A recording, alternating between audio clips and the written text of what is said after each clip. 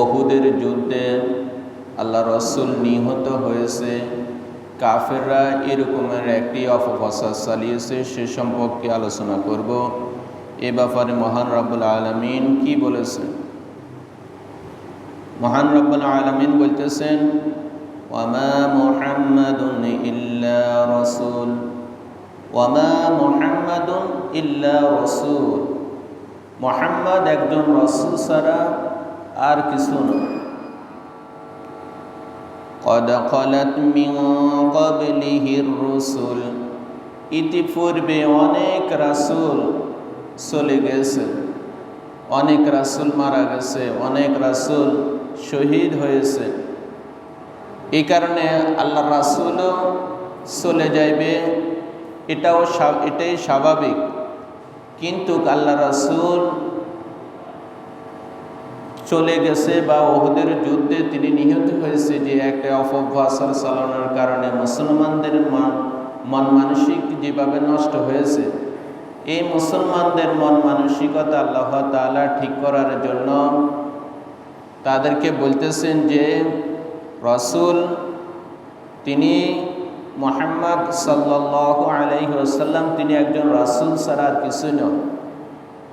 ইতিপূর্বে এরকম অনেক রাসূল গত হয়ে গেছে। আফা ইম্মাতা আও কুতিলা ক্বালাবতুম আলা আকাবিকুম, যদি তিনি মৃত্যুবরণ করেন অথবা নিহত হন, তাহলে কি তোমরা তোমাদের দিক থেকে ফিসপা হয়ে যাবে? আল্লাহ তাআলা মুমিনদেরকে উদ্দেশ্য করে এই কথাগুলা বলেছেন। উহুদের যুদ্ধে যখন মুসলমানরা একটি সংবাদ শুনেছে যে এই কাফেরদের মধ্য থেকে একজন ব্যক্তি সে আল্লাহ রাসূলকে আঘাত করেছে, আঘাত করার পরে আল্লাহ রাসূলের দান্দান মোবারক শহীদ হয়েছে। যখন দান্দান মোবারক শহীদ হয়েছে, হওয়ার পরে সে আবার চিৎকার করে বলতেছে মুহাম্মদকে হত্যা করেছি। এভাবে সে জোরে জোরে স্লোগান দিতে দিতে সেই যাইতেছে। মূলত এই তার মুখ থেকে এই ধ্বনিটা শয়তানের নিজে বের করেছে। শয়তান একটা অপপ্রচার এইভাবে চালিয়ে দিছে। এই অপপ্রচার চালিয়ে দেওয়ার কারণে সাধারণ মুসলমান যারা ছিল তারা মানসিকভাবে একটু মন ভেঙে গেছে। বিশেষ করে যারা মুনাফিক আছে তারা বলা শুরু করে দিয়েছে যে মুহাম্মদ মারা গেছে, অতএব আমরা এখানে বসে থাকি, কোনো লাভ নাই। আসো আমরা সকলে আব্দুল্লাহ ইবনে উবাইয়ের নিকট যাই এবং মক্কার যে নেতা আবু সুফিয়ানের নিকট ফরিয়াদ করি সে যাতে আমাদেরকে সুরক্ষা দেয়।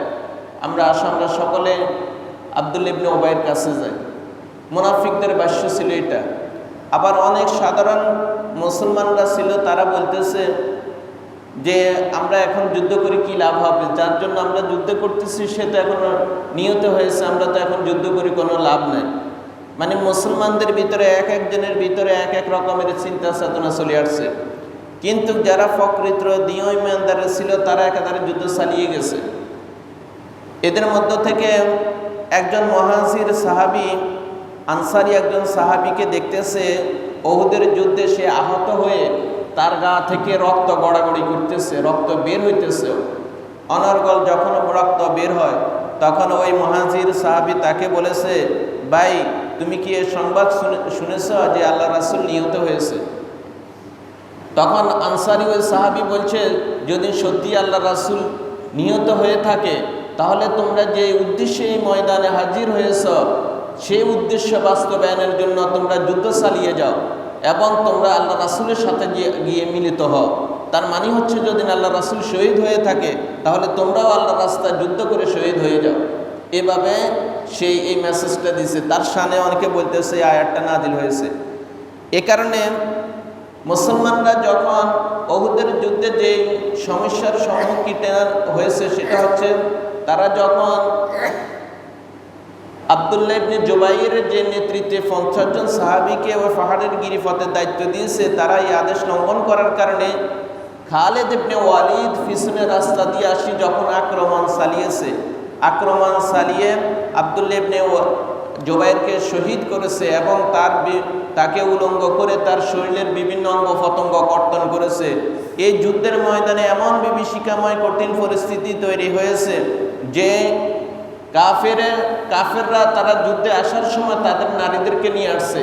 তার মধ্যে আবু সুফিয়ানের স্ত্রী হেন্দা সেও ছিল। সেই মুসলমান যারা শহীদ হয়েছে তাদের কান নাক এগুলা কাটি বিবর্ণ করে দিয়েছে, বিভৎস করে দিয়েছে তাদের এইগুলা কর্তন করে।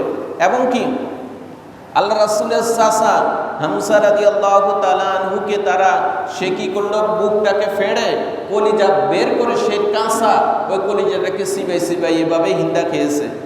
এ কারণে মানে মুসলমানরা যখন নিজেদের একটু লোভ তাদের ভিতরে দেখা দিয়েছে, কি লোভ, তারা গনিমতের মালের জন্য তারা যখন পেরেশানি হয়ে গেছে তখন এই বিষয়টা ভালোভাবে অবজার্ভ করেছে, লক্ষ্য করেছে খালিদ ইবনে ওয়ালিদ। সে চিন্তা করছে মুসলমানরা এখন অর্থের লোভে তারা এখন বেহুশ মোহগ্রস্ত হয়ে গেছে, অতএব এই সুযোগে তাদেরকে আক্রমণ করার সুযোগ। এই সুযোগ নিয়েই খালিদ ইবনে ওয়ালিদ পিছনের দিক দিয়ে আক্রমণ করে মুসলমানদেরকে এভাবে ছত্রভঙ্গ করে দিয়েছে। শেষ পর্যন্ত মুসলমানরা তাদের সকল কিছু ফালাই এই যুদ্ধের ময়দান থেকে পিছপা হইতে বাধ্য হয়েছে। এবং তারা পিছপা হওয়ার পরে যখন এই সংবাদটা শুনেছে আল্লাহ রাসূল নিহত হয়েছে, তখন তারা মানসিকভাবে আরো মন ভেঙে গেছে। কিন্তু আল্লাহ রাসূল তিনি আঘাতপ্রাপ্ত হওয়ার পরে একটা পাহাড়ে যখন আশ্রয় নিয়েছেন, তিনি সেখান থেকে আহ্বান করছেন। আল্লাহ রাসূল মৃদু সুরে তাদেরকে বারণ করতেছে যে তোমরা এভাবে পিছপা হয়েও না। আল্লাহ রাসূলের ডাকে সাড়া দিয়ে তখন 30 জনের মতো সাহাবী আল্লাহ রাসূলকে এভাবে চতুর্দিক দিয়ে তিনাকে ঘেরাও করে রাখছে। এবং তাদের মধ্য থেকে তলহা রাদিয়াল্লাহু তাআলা, তিনি অত্যন্ত সুদক্ষ একজন তীরন্দাজ ছিলেন। তার হাতে যতগুলা তীর ছিল একাধারে তীরগুলা এভাবে শত্রু পক্ষের দিকে তিনি নিক্ষেপ করতে শুরু করলেন। এবং তলহা রাদিয়াল্লাহু তাআলা আনহু ওই যুদ্ধে 4-5টা ধনুক এভাবে নিজের হাতে বাঁধছে। তারপরও তিনি তীর এভাবে চালিয়ে গেছেন। এক পর্যায়ে একটি তীর তিনার মাথার মধ্যে না সে আঘাতপ্রাপ্ত হয়ে তিনি যখন মাথা থেকে রক্ত খনন হইতেছে, তিনি বেহুশ হয়ে অচেতন হয়ে পড়ে গেছে। তখন আবু বকর রাদিয়াল্লাহু তাআলা আনহু তার মাথার মধ্যে আবার পানি কিছু ছিটিয়ে দিয়েছে। তখন তার জ্ঞান হুঁশ ফিরে আসছে। হুঁশ ফিরে আসার পরে সে প্রশ্ন করছে আল্লাহ রাসূলের কি অবস্থা। বলতেছে তিনি এখনো ভালো আছেন, তিনি এখনো সুস্থ আছেন। এরই মধ্যে থেকে একজন কাফের সে বলতেছে, সেই খুব একটা তেজস্বী গোয়া নিয়ে আল্লাহ রাসূলের কাছে উপস্থিত হয়েছে। আল্লাহ রাসূলের কাছে উপস্থিত হয়ে বলতেছে যে আমি মুহাম্মদকে হত্যা করব। তখন সাহাবায়ে কেরাম তাকে বাধা দেওয়ার চেষ্টা করছে। আল্লাহ রাসূল বলছে না, তাকে বাধা দিও না। সে যখন কাছের নিকটবর্তী হয়েছে তখন আল্লাহ রাসূলের একজন সাহাবীর কাছ থেকে একটা বর্শা নিয়ে তার কাঁধের মধ্যে একটু আঘাত করছে। আঘাত করার পরে এই ব্যক্তি চিৎকার করতে করতে সে যুদ্ধের ময়দান থেকে পলায়ন করতেছে। আর সে যখন তার সঙ্গী সাথীদের দলের ভিতরে গিয়ে যখন পৌঁছেছে তখন তারা বলতেছে যে কি হয়েছে তোমার। বলতেছে মুহাম্মদ আমাকে আঘাত করছে। বলতেছে এটা কি আঘাত করছে, সামান্য একটু তোমার গাড়ের মধ্যে আঘাত লাগছে, এটার জন্য তুমি এত চিৎকার করো কেন। তাকে বলতেছে না, তোমরা জানো না এটা কি ধরনের আঘাত, সেটা আমি নিজে অনুভব করতেছি। এটা আমার সহ্য করার বাইরে, এর ক্ষমতা আমার নাই। শেষ পর্যন্ত সে চিৎকার করতে সেই মারা গেছে। আল্লাহ রাসূলের মূলত যুদ্ধের ময়দানে যত যুদ্ধ হয়েছে তিনি কাউকে হত্যা করেননি।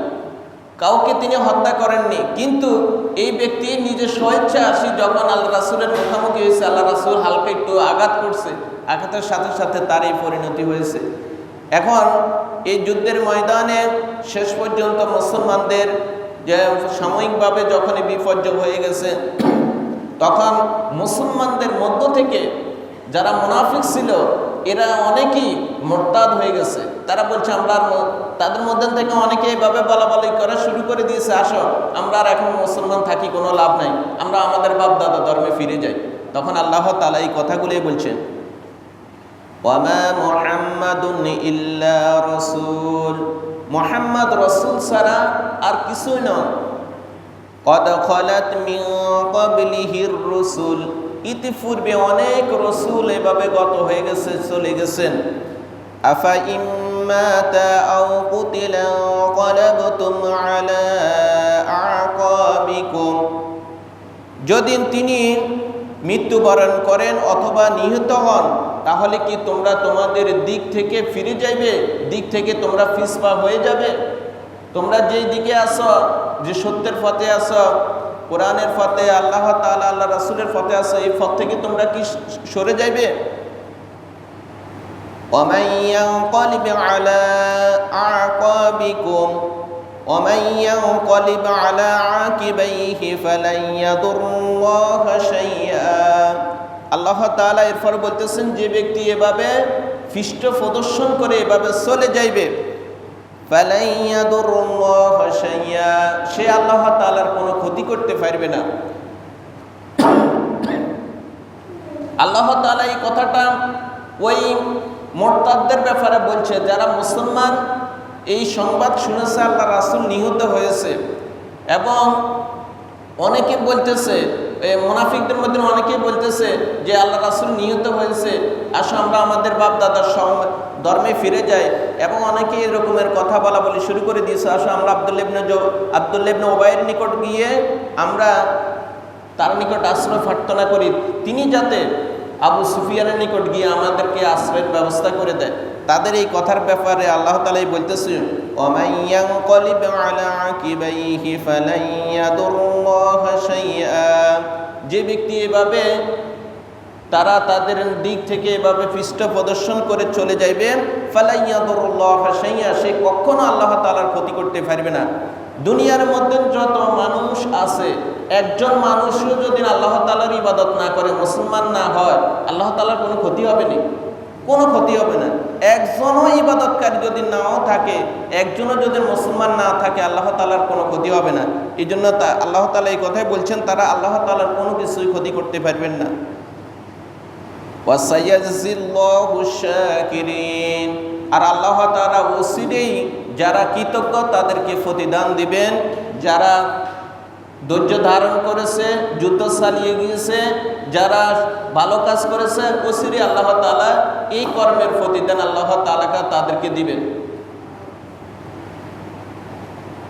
ওয়ামা কানা লিনাফসিন আন তামুতা ইল্লা বিইذনিল্লাহি কিতাবাম মুআজ্জালা।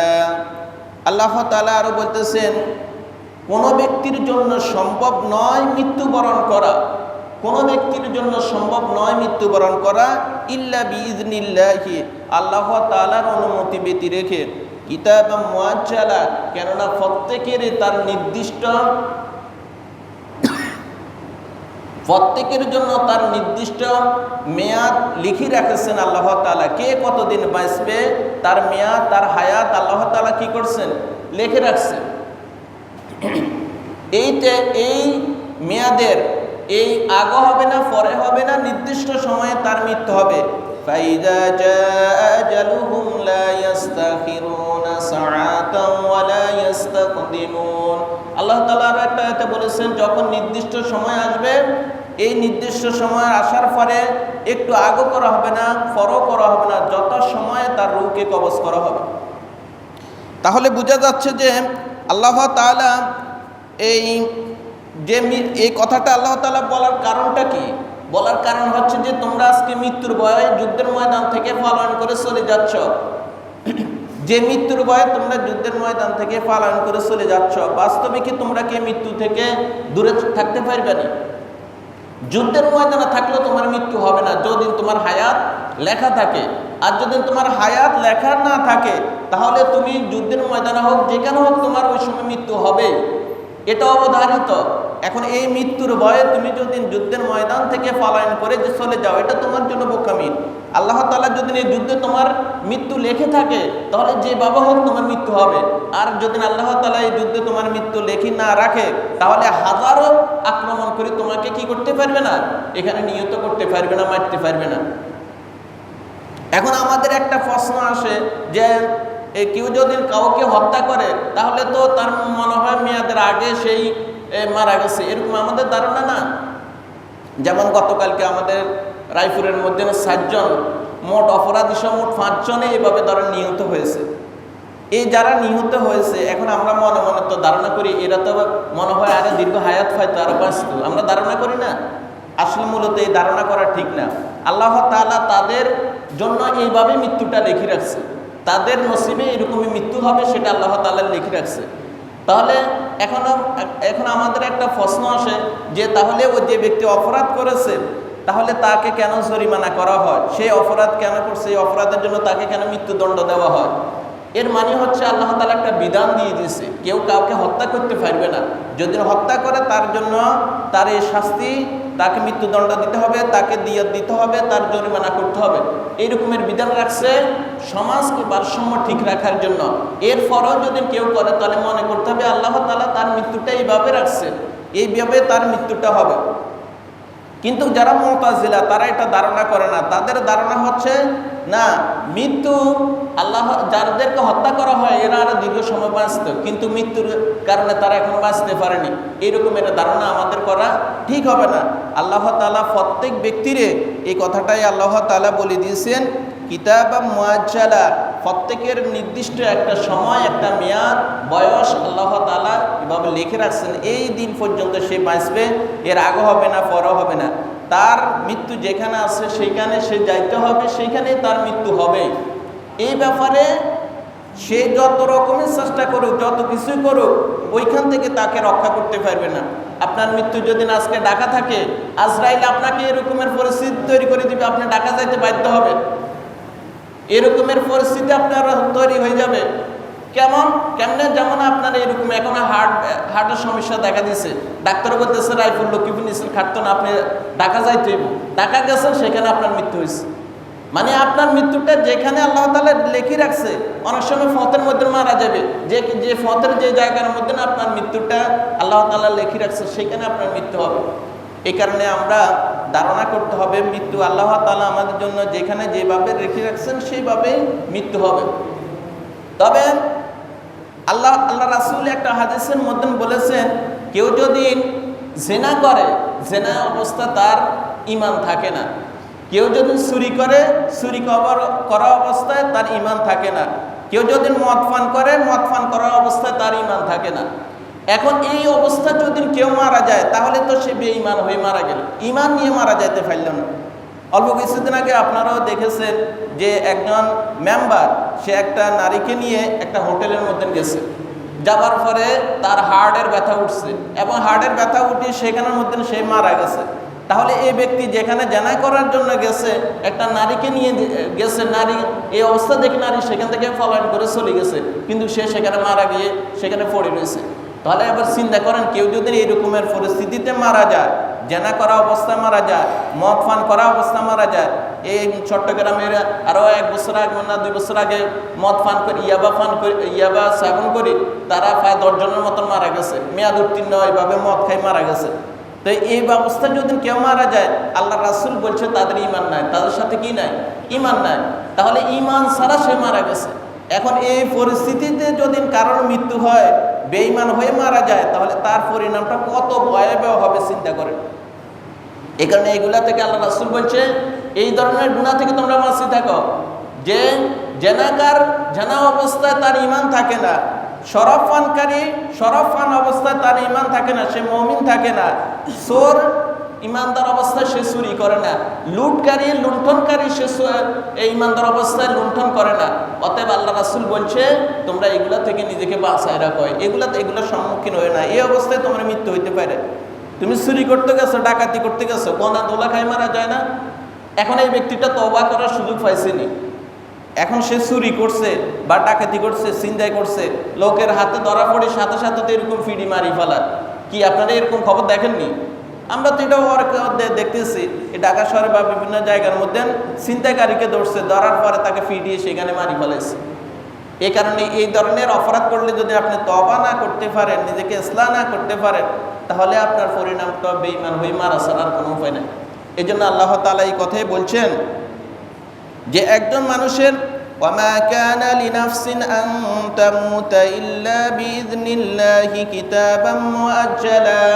আল্লাহ তাআলা বলতেছেন কোন ব্যক্তির জন্য এটা সম্ভব নয় মৃত্যুবরণ করা ইল্লা বিইজনিল্লাহ, আল্লাহ তাআলার অনুমতি ব্যতি রেখে। তাহলে বোঝা যাচ্ছে আল্লাহ তাআলা অনুমতি দিলে তারপরে তার মৃত্যু হবে, এর আগে তার মৃত্যু হবার কোনো সম্ভাবনা নাই।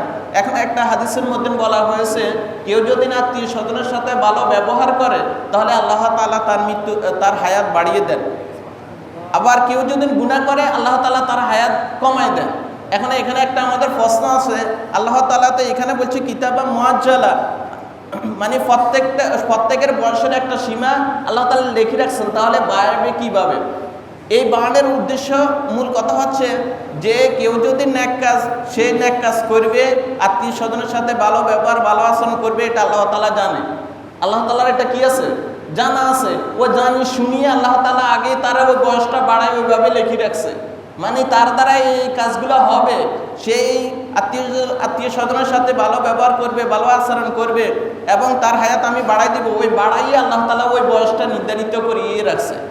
আর এই ব্যক্তির দ্বারাই পাপ হবে, সেই কাজ করবে, এই কারণে তার হায়াত কমায় রাখছে বলতে আল্লাহ তাআলা তার হায়াত ওইভাবে লিখে রাখছে। এই কারণে আমরা যে এই সংক্ষিপ্ত জীবনে আমরা কি করতে হবে, কোনো কিছুর পরোয়া না করে আল্লাহ তাআলা আমাদের যে নির্ধারিত মৃত্যু রাখছে সেই মৃত্যু হবে। আমরা মৃত্যুকে ভয় করে জিহাদের থেকে পলায়ন করা যাবে না, মৃত্যুকে ভয় করে আল্লাহ তাআলার হুকুম থেকে দূরে সরা যাবে না।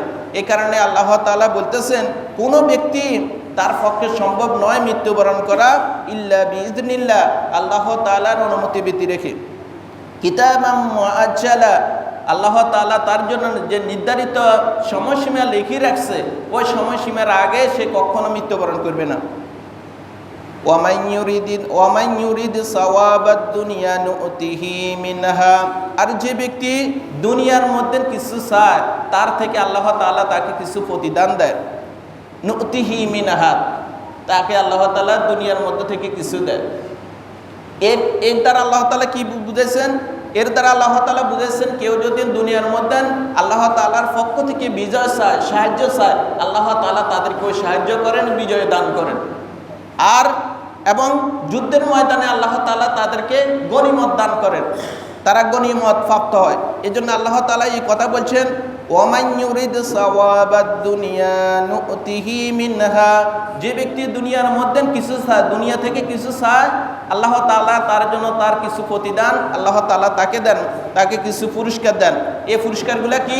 একটা হচ্ছে যুদ্ধের ময়দানে তাকে সাহায্য করবেন, 2 নম্বর হচ্ছে যুদ্ধের ময়দানে গনিমতের মাল সে প্রাপ্ত হবে এবং আরো অনেক কল্যাণের ভাগীদার আল্লাহ তাআলা তাকে করবেন।